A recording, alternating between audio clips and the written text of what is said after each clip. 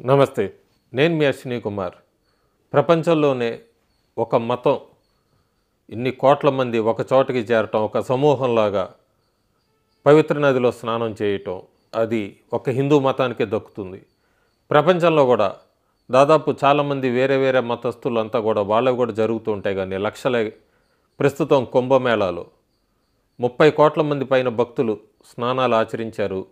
45 కోట్లకి చేరొచ్చు అన్నది మనకి వార్తలు వినబడుతున్నాయి. గత 4 నెలలుగా చాలామంది శ్రమించారు. అక్కడ వేల మంది రోడ్స్ అంతా క్లీన్ చేయటానికి కానీ, మంచినీటి సౌకర్యానికి సంబంధించినవి 11 ఆసుపత్రులు నిర్మించారు.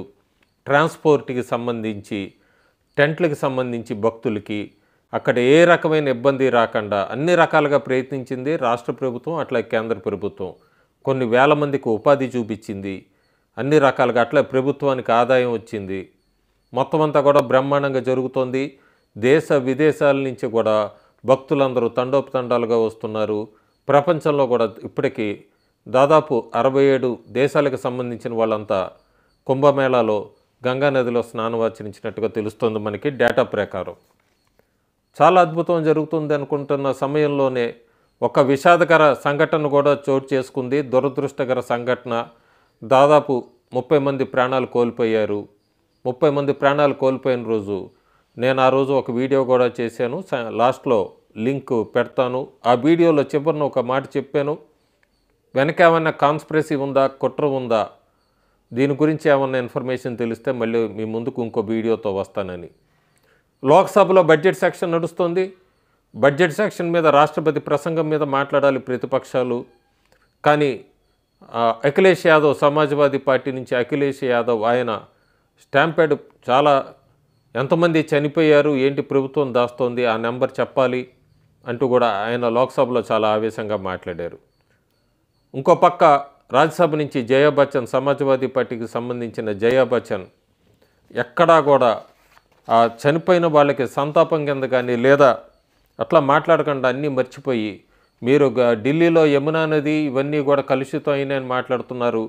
పవిత్రమైన గంగా నది, ఆ రోజు తొక్కిసలాట్లో చనిపోయిన వాళ్ళ మృతదేహాలని అక్కడ ఆ నదిలో, గంగా నదిలో వేశారు. గంగా నది అంతా కూడా పొల్యూట్ అయిందంటూ కూడా హిందూ మనోభావాలు దెబ్బతినేలాగా మాట్లాడారు సమాజ్వాదీ పార్టీకి సంబంధించిన రాజ్యసభ మెంబర్ జయా బచ్చన్. ప్రస్తుతం అక్కడి నుంచి ఏమైనా కుట్రకోణం ఉందా? ఎక్కడ లోక్సభలో కూడా ఈ టైమింగ్ కరెక్ట్గా బడ్జెట్ సెక్షన్ పెట్టే ముందు, పెట్టాక ప్రతిపక్షాలు ఇలాంటివి ఏమైనా సంఘటనలు జరుగుతాయి అనుకున్నారా? ఇప్పుడే ఎందుకు ఎత్తుతున్నారు? ఉత్తరప్రదేశ్లో ఏం నడుస్తుంది? ఉత్తరప్రదేశ్ ముఖ్యమంత్రి యోగి ఆదిత్యనాథ్, ఆయన మీద నాకు తెలిసి మోడీ తర్వాత యోగి ఆదిత్యనాథ్ని ఎక్కువ టార్గెట్ చేసినాయి ప్రతిపక్షాలు గత 5 ఏళ్లుగా చూసుకుంటే మనం. ఉత్తరప్రదేశ్ ఎందుకంటే చాలా కీలకమైన రాష్ట్రము. 80 స్థానాలు ఉంటే లోక్సభ స్థానాలు. యోగి ఆదిత్యనాథ్ వరుసగా గెలుచుకుంటూ వస్తున్నారు. ఉత్తరప్రదేశ్ ప్రజలు కూడా బీజేపీకి ఎక్కువ స్థానాలు ఇస్తుంది రాష్ట్రం ఉత్తరప్రదేశ్. మోడీ తర్వాత యోగి ఆదిత్యనాథ్ని ఎట్లాగైనా దెబ్బ కొట్టాలని చాలా రకాలుగా ప్రయత్నించారు, ప్రయత్నిస్తూనే ఉన్నారు, ప్రయత్నిస్తూ ఉంటారు కూడా. మహాకుంభమేళ యోగి ఆదిత్యనాథ్ ప్రభుత్వం తక్కువగా తీసుకున్నట్లేదు. ఆ స్టాంపేడ్ తొక్కిసలాటికి ఏం జరిగిందని దాని మీద ఎంక్వైరీ నడుస్తుంది. ఆ ఎంక్వైరీలో చాలా కొన్ని కొత్త విషయాలు బయటకు వస్తున్నాయి. కాన్స్పిరసీ అనేది అయితే క్లియర్ కనబడుతుంది. సో అది ఇప్పుడే పూర్తిగా కాన్స్పిరసీ అంటే మళ్ళీ నేను ఒక పార్టీకి మద్దతు తెలిపినట్టుగా కామెంట్స్లో పెడతారు. ఫ్యాక్ట్స్ మాట్లాడదాము. 7 సోషల్ మీడియాల మీద ఎఫ్ఐఆర్ బుక్ చేసింది ఉత్తరప్రదేశ్ ప్రభుత్వము.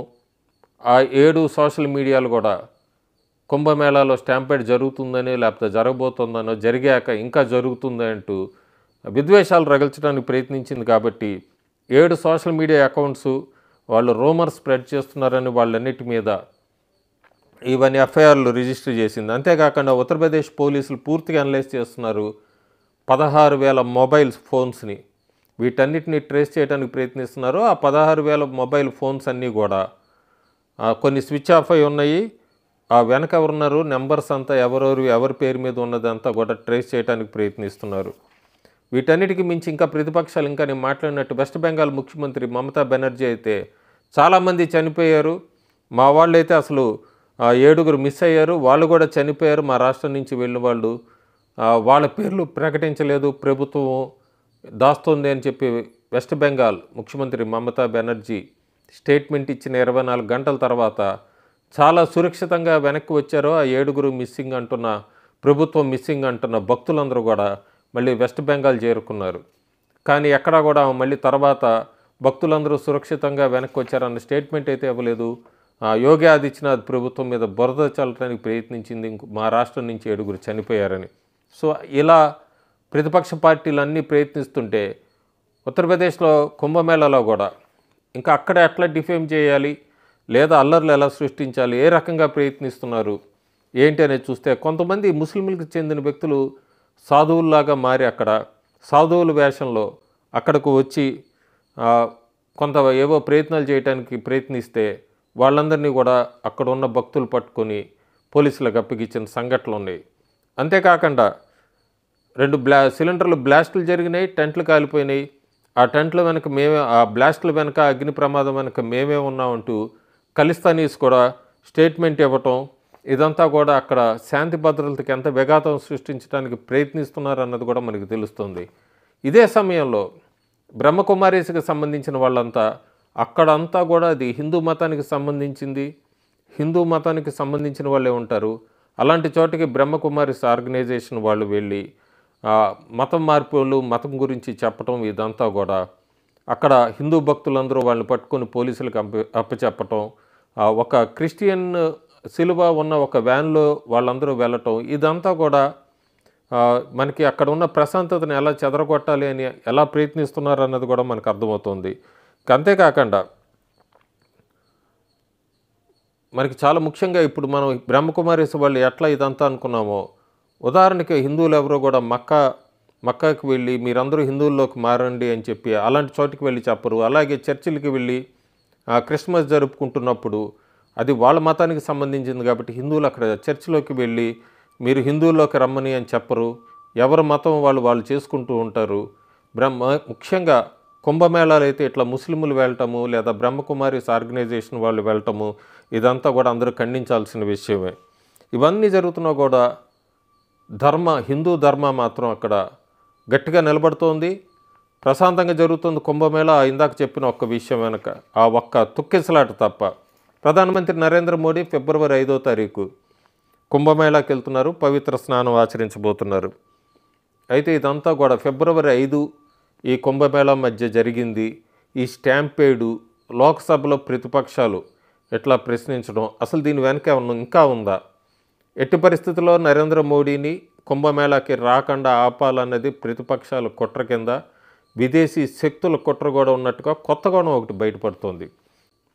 మనం పంజాబ్ అసెంబ్లీ ఎన్నికలు జరుగుతున్నప్పుడు చూసాము, ప్రధానమంత్రి నరేంద్ర మోడీ ఎన్నికల ప్రచారానికి వెళ్తున్నప్పుడు అక్కడ అల్లలు సృష్టించడానికి ప్రయత్నించారు.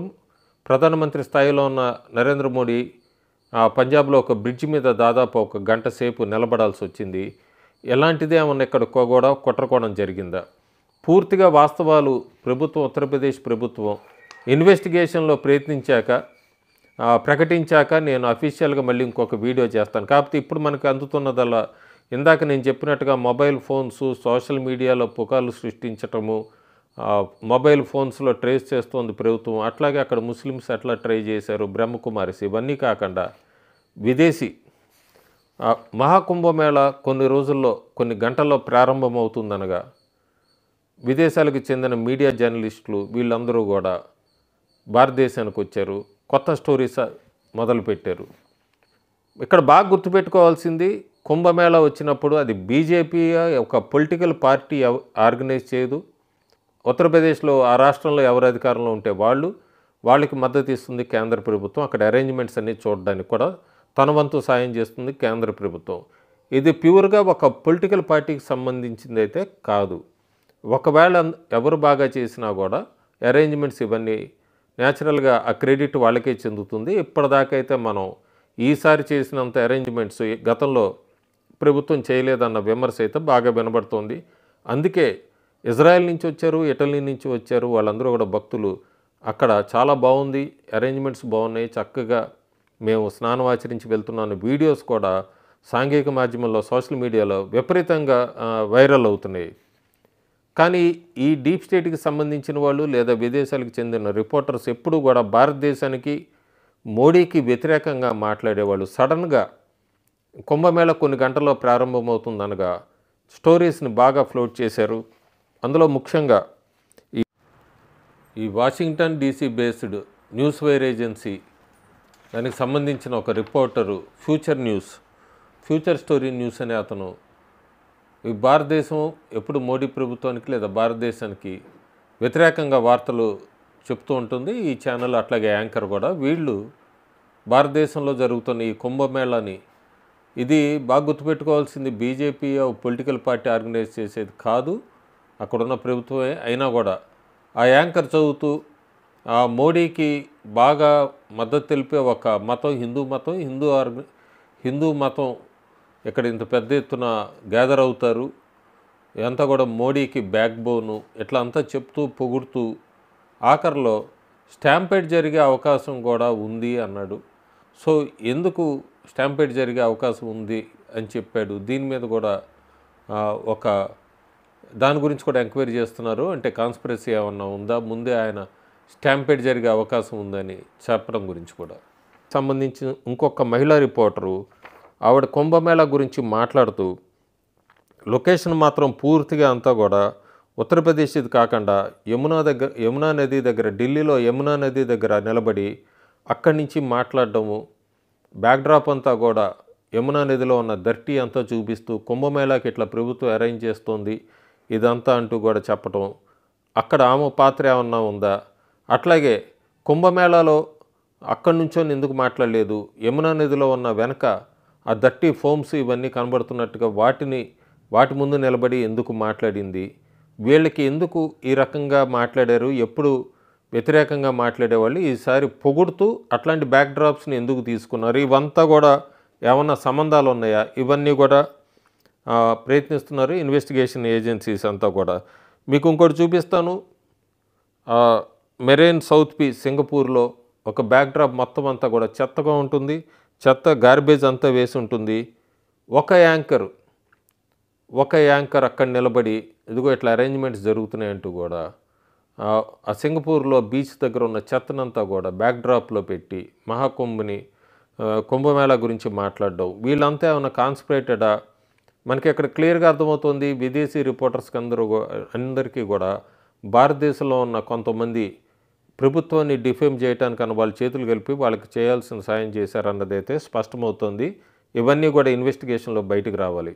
ఏదైనప్పటికీ ఈ లింక్స్ అన్నీ ఒకటి లింక్ చేస్తున్నారు. కుంభమేళాలో ప్రారంభమవటానికి కొన్ని గంటల ముందు ఈ వాషింగ్టన్ డీసీకి సంబంధించిన ఫ్యూచర్ న్యూస్ వాళ్ళు ఎందుకు ఇట్లా మాట్లాడారు, అంతేకాకుండా అక్కడ ముస్లిమ్స్ అట్లా క్రిస్టియన్స్ అంతా కూడా సాధువుల్లాగా ఎందుకు వచ్చారు, కన్వర్షన్స్కి ఎందుకు ప్రయత్నించారు బ్రహ్మకుమారీస్ వాళ్ళకి సంబంధించిన వాళ్ళు, అట్లాగే ఈ సిలిండర్ల వెనక ఎవరున్నారు బ్లాస్టింగ్ వెనక, ఖలిస్తానీస్ నిజంగానే ఉన్నారా, వాళ్ళ స్టేట్మెంట్ ఎవరైనా వేరే వాళ్ళు మేము ఉన్నాం ఖలిస్తానని చెప్పి ఆ వంకతో ఫేక్ ఏమన్నా రిలీజ్ చేశారా, ఈ స్టాంపేడ్ వెనక ఎవరున్నారు, ఆ మొబైల్స్ 16,000 మంది వాళ్ళంతా ఎవరు, ఈ స్టాంపేడ్ వెనక వరకు సోషల్ మీడియాలో ఎవరు రెచ్చగొట్టడానికి ప్రయత్నించారు, ప్రధానమంత్రి నరేంద్ర మోడీని మళ్ళీ ఒకసారి డిఫేమ్ చేయడానికి ఎవరు ప్రయత్నించారు, యోగి ఆదిత్యనాథ్ని ఎవరు టార్గెట్ చేశారు, ఇప్పుడే లోక్సభలో ప్రతిపక్షాలు ఎందుకు ఇలా మాట్లాడుతున్నాయి, ఇదంతా కూడా త్వరలోనే నిజాలు బయటకు రాబోతున్నాయి.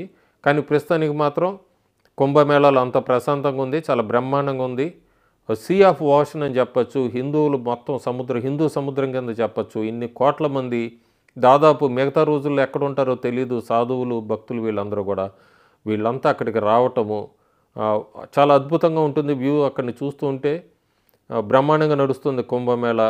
ఇంకొక 15 రోజుల దాకా ఉంది, అంతా ప్రశాంతంగా జరుగుతుంది అనుకుందాము, కుట్రలన్నీ తిప్పి కొడతారు అనుకుందాము. కానీ ఈ మచ్చ స్టాంపేడ్ అనే దాని వెనక ఎవరైతే ఉన్నారో ఖచ్చితంగా వాళ్ళ పేర్లు బయటికి రావాలి, వాళ్ళ ఆర్గనైజేషన్స్ మొత్తం ఎవరుంది ఏంటి అనేది కూడా పేర్లతో సహా బయటికి రావాలి. ఆ త్వరలోనే యోగి ప్రభుత్వం తీసుకొస్తుందని ఆశిద్దాం. Thank you.